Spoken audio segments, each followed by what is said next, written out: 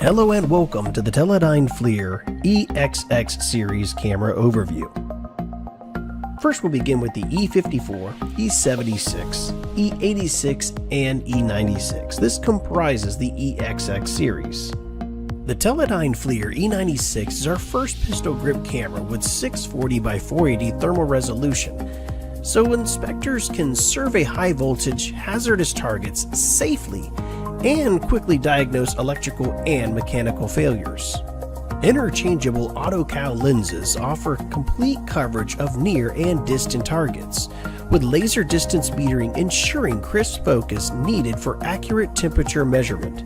Onboard FLIR inspection route feature runs pre-planned survey routes to help inspectors stay organized when surveying large or multiple locations. What's in the box? A common question amongst new buyers. In this section, we will break down the contents of what comes with your new EXX camera purchase. Let's take a look at your new camera. As you can see, the lens comes pre-installed. Removing the lens is easy. Simply slide the lock counterclockwise and pull to remove. Need to replace or install a new lens? Simply line the connection tabs up, push the lens in, and slide the locking mechanism clockwise. Now let's take a look at the top of the camera. Here you'll find your USB-C port as well as your memory card slot. Included with your camera, you will find a dual battery bay charger. Place each battery in each designated spot. Press down firmly to make sure the battery snaps into place. Then plug in and you'll be set for charging. Now to remove the battery, simply press down on each side and pull out.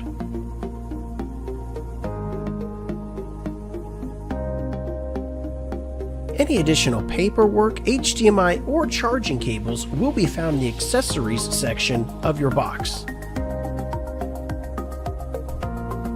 For a more extensive look to see what comes with your new camera, it comes with the hard case, the 2-bay battery charger, USB-C to HDMI adapter, 2 batteries, a power supply for the camera, a power supply for the battery charger, and of course the camera.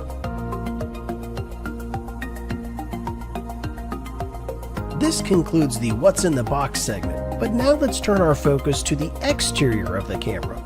Starting at the top of the camera, we've already gone over the SD card slot and USB-C, as well as interchangeable lenses. Now you'll notice the autofocus and capture buttons on the front, as well as the battery on the bottom and the manual focus on the side of the interchangeable lenses.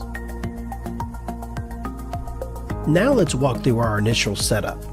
First, begin by selecting your language. Next, your date format, followed by time, and now your date.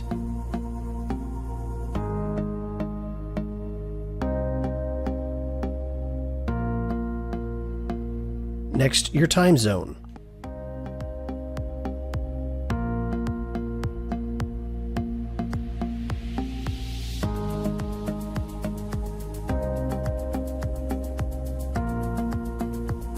Followed by time,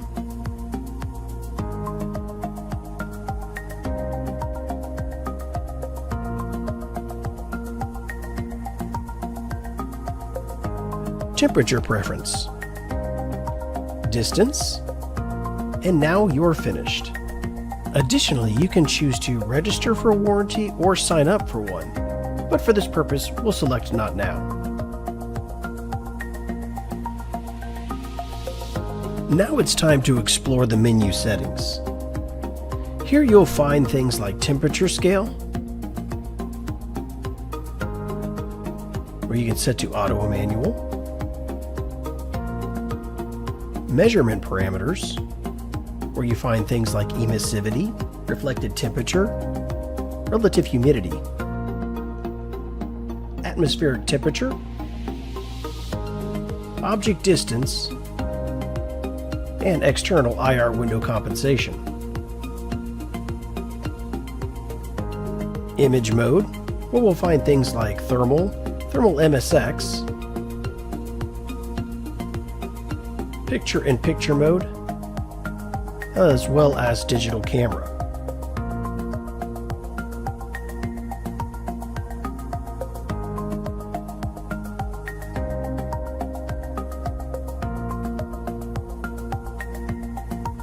You will also find measurement. On the measurement tab, you'll find center spot, hot spot, cold spot, as well as the user presets 1 and user preset 2.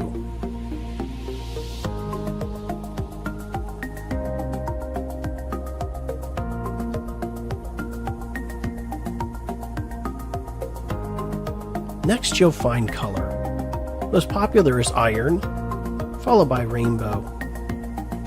Next is rainbow high contrast, white hot, black hot, Arctic, insulation alarms, condensation alarms, interval alarms, below alarm, above alarm, and lava. But for this sake, we'll put it back to iron. Now let's look at the General Settings tab. In here, you will find many options which will help you customize your camera even further.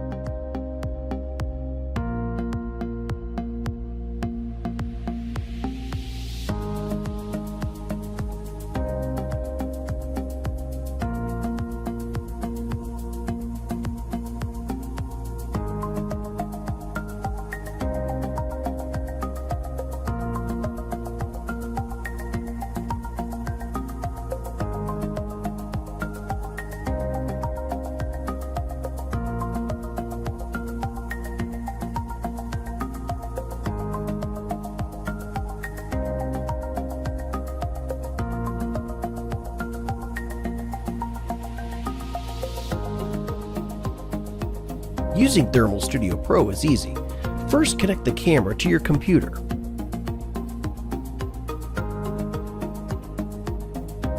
Next, let's start by importing the images from your camera. Let's first start by selecting the file where those images are contained. Here, you can choose to select them individually or import them all at once.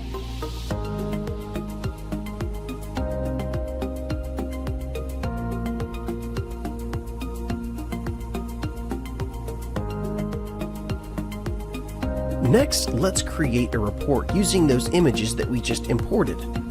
You can choose one of the available templates or create your own.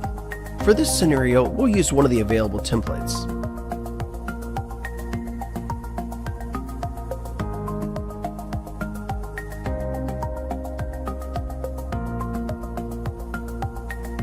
Now select the file where the images were imported to. Here you'll see a list of those images. Select the ones you wish to be generated into the report.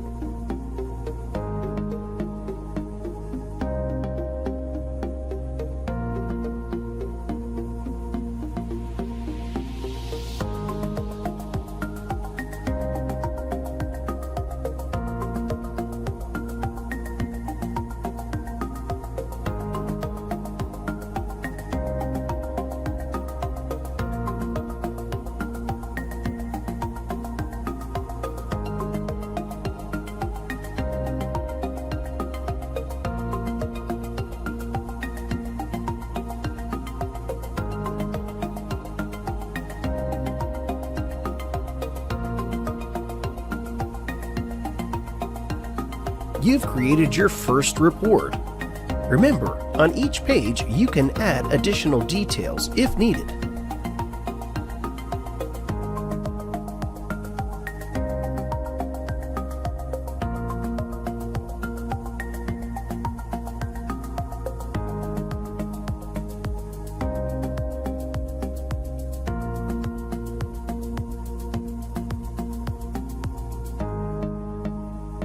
Now let's save our report. Select the Save tab and then Save Report.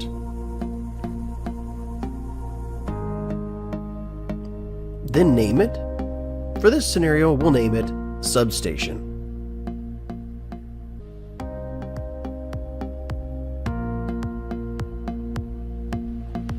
Lastly, need to export this as a PDF. Select Export to and then Export to PDF. And then save.